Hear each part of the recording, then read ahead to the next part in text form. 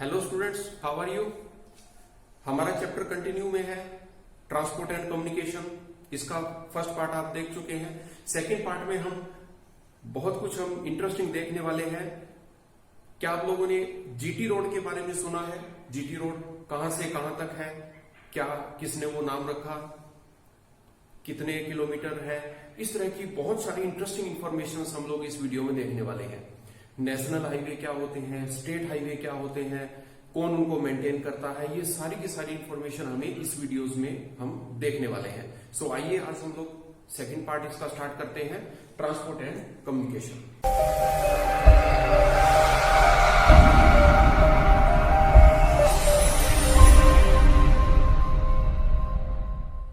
सो इसी क्लासिफिकेशन में अपना फर्स्ट पार्ट है, वो है लैंड ट्रांसपोर्टेशन।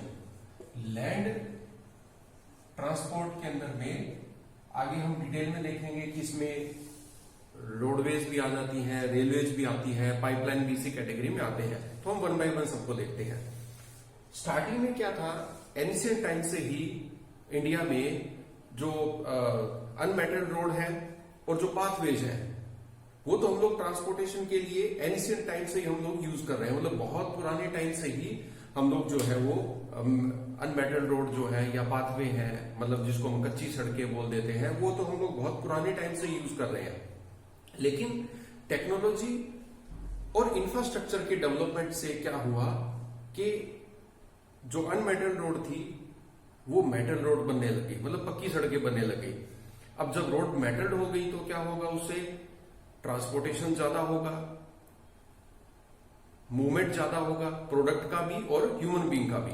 मतलब लोग यहां से वहां भी मूव करेंगे from one place to another place, और प्रोडक्ट भी जो है वो one place to another place जो प्रोडक्ट है वो भी इजीली मूव करना स्टार्ट कर गए थे। क्यों? क्योंकि वो कंफर्टेबल हो गया।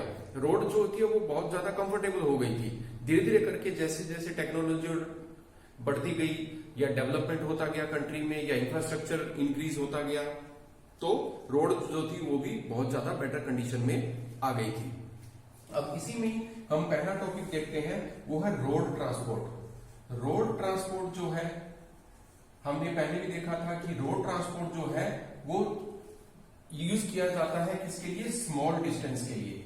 सो जब तक हम लोग स्मॉल डिस्टेंस जब भी हम लोग कवर करना चाहेंगे, जब हम लोग कोई थोड़ी सी दूर जाना चाहेंगे, तो हम लोग उसके लिए रोड ट्रांसपोर्टेशन का हम लोग यूज करते हैं। अब रोड ट्रांसपोर्टेशन जो है इंडिया का, वो वर्ल्ड में सेकंड रैंक पे आता है, second in the world. Second largest road network है इंडिया का इन द वर्ल्ड। अब ये कितना है? अप्रोक्सीमेटली 50 लाख किलोमीटर है ये 2017-18 के अकॉर्डिंग। 2017-18 के अकॉर्डिंग अप्रोक्सीमेटली 56 लाख किलोमीटर जो रोड ट्रांसपोर्टेशन है वो टोटल इंडिया का है। इसी में ही 85% जितने भी पैसेंजर ट्रेवल करते हैं वो और कोई मीडियम का भी हो सकता है, और कोई मीन का भी यूज कर सकते हैं, मतलब वाटरवेज हो गया या आपका एयरवेज हो गया। सो अगर सबको देखा जाए तो उनमें से जो 85% जो लोग, जो पैसेंजर जो ट्रेवल करते हैं, जर्नी करते हैं, वो किसके थ्रू करते हैं? रोड ट्रांसपोर्टेशन के थ्रू। और उसके अलावा जितना भी जो हम लोग यहां से वहां जो प्रोडक्ट हम लोग डिलीवर करते हैं, वो भी अप्रोक्सीमेटली 70% जो है वो भी किसके यूज से होता है? रोड ट्रांसपोर्टेशन से हम लोग इसको यूज करते हैं। रोड ट्रांसपोर्टेशन स्मॉल डिस्टेंस के लिए हम लोग जनरली ज्यादातर इसको यूज करते हैं। अब जो ट्रांसपोर्टेशन था, रोड ट्रांसपोर्टेशन था, वो हमने ये देखा कि एनिशिएंट टाइम से ही इंडिया के अंदर में रोड ट्रांसपोर्टेशन था। सो अब क्या हुआ कि जैसे ब्रिटिशर टाइम था या उसके पहले भी था, सो तब से ही रोड ट्रांसपोर्टेशन तो है इंडिया में। सो आपके बुक में एक बड़ा इंटरेस्टिंग फैक्ट दिया हुआ है जीटी रोड को लेके। अब वो है क्या?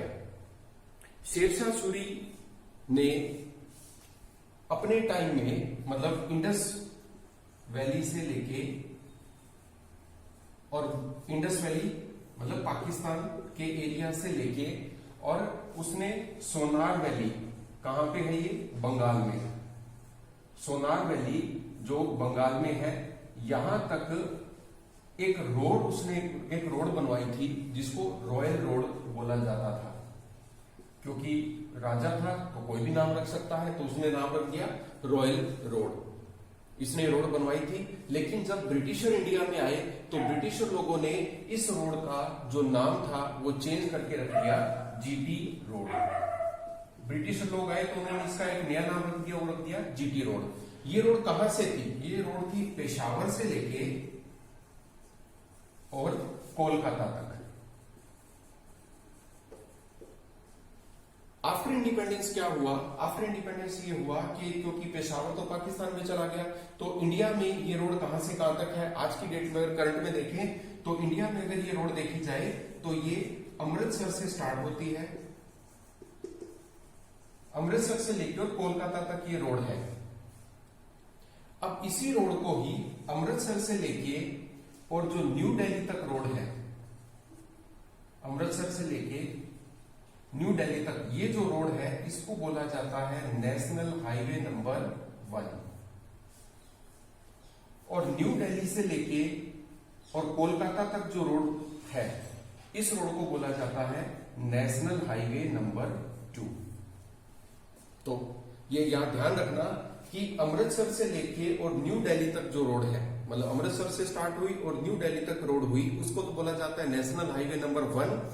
और न्यू दिल्ली से लेके और कोलकाता तक जो रोड है उस रोड को बोला जाता है नेशनल हाईवे नंबर 2। टोटल को अगर ब्रिटिशर टाइम में इन्होंने नाम रखा था जीटी रोड, और इसको किसने बनवाया था? शेरशाह सूरी ने। किस चीज के लिए? Indus valley civilisation, Indus valley से उसने स्टार्ट किया था, क्योंकि उस एरिया से लेकर वो बंगाल तक वो उस एरिया को कवर करता था, वहां तक उसका जो था वो डायनेस्टी था।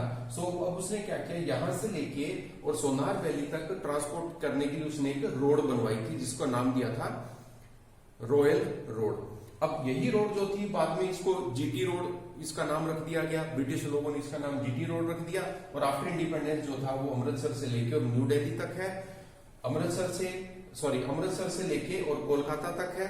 इसी में ही अमृतसर से लेके न्यू दिल्ली तक का जो पार्ट है उसको NH1 बोला जाता है, और न्यू दिल्ली से लेके जो कोलकाता तक का जो पार्ट है उसको NH2 बोला जाता है।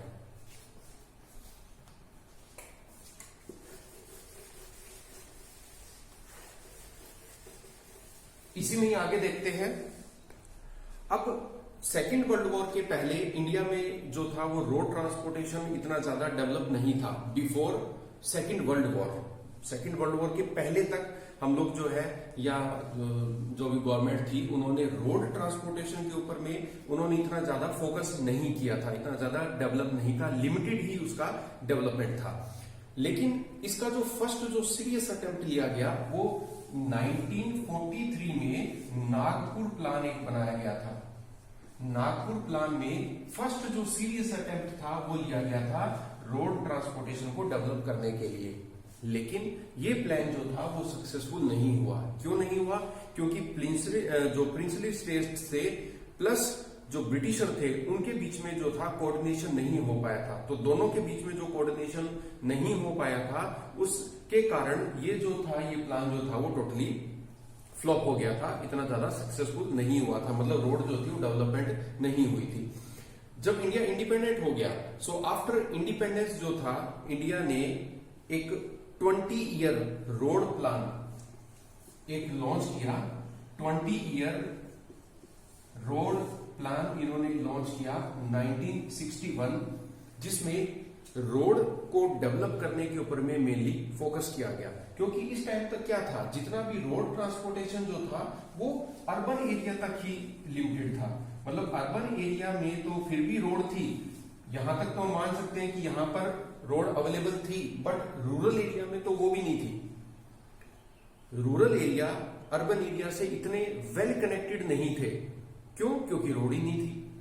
अब गवर्नमेंट ने जब प्लान बनाया आफ्टर इंडिपेंडेंस, जो 20 ईयर जो रोड प्लान बनाया गया उसमें ये इस बात पे फोकस रखा गया कि हम लोग जो है वो अब रोड कनेक्टिविटी को हम लोग ज्यादातर डेवलप करेंगे।